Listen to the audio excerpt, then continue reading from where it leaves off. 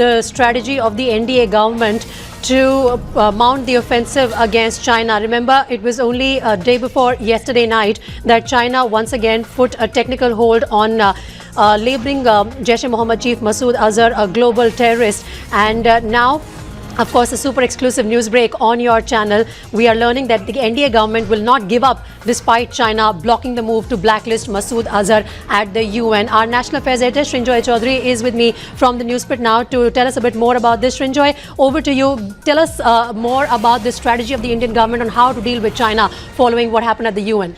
Well, India is not a member of the United Nations Security Council, but India is in very close touch with the 3-4 countries that were part of this entire procedure. Now, what we are hearing is that this is in New York, in the UN Security Council. It's going to happen in 3 phases.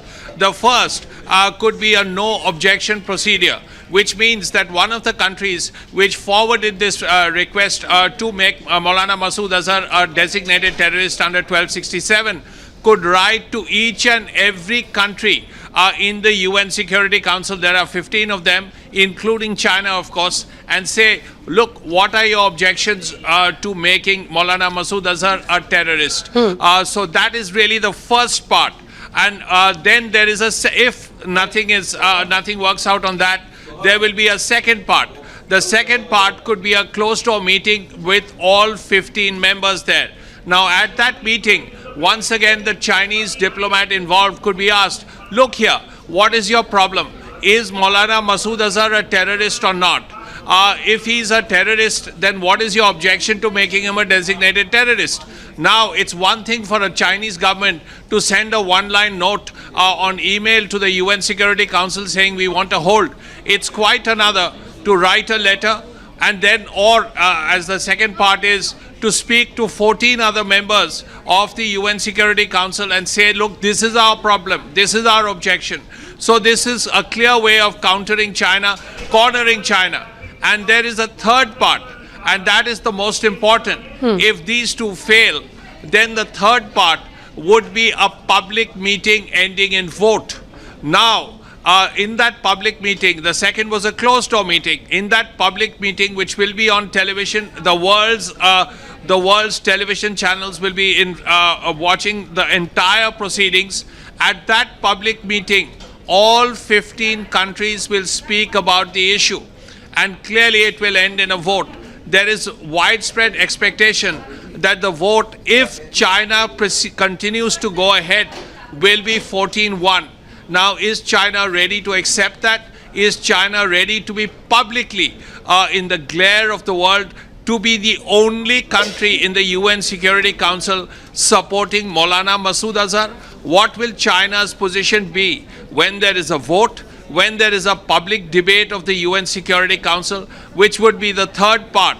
And there is the important point, because China so far can send an email and say, look, we want a hold.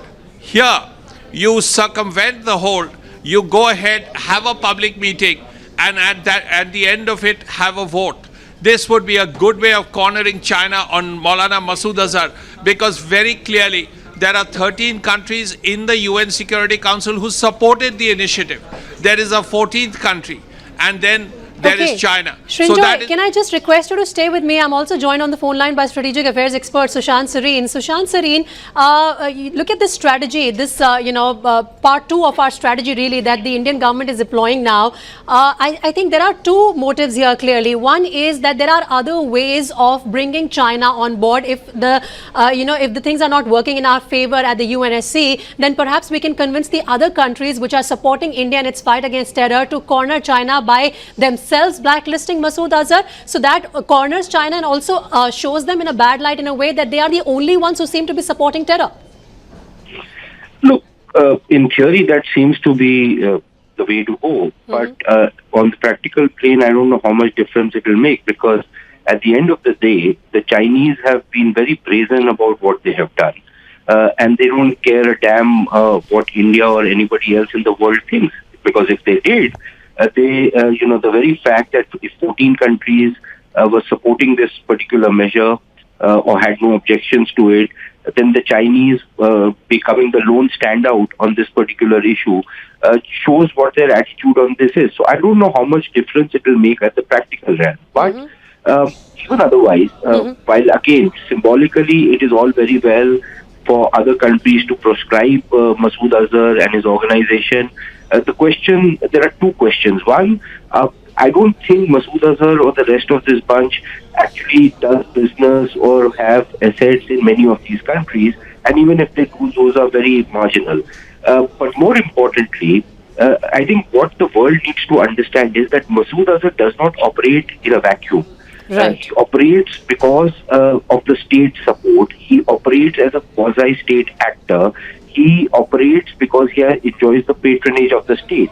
And until and unless some of these countries are not willing to take action against the terrorist state, which is Pakistan, Sushant,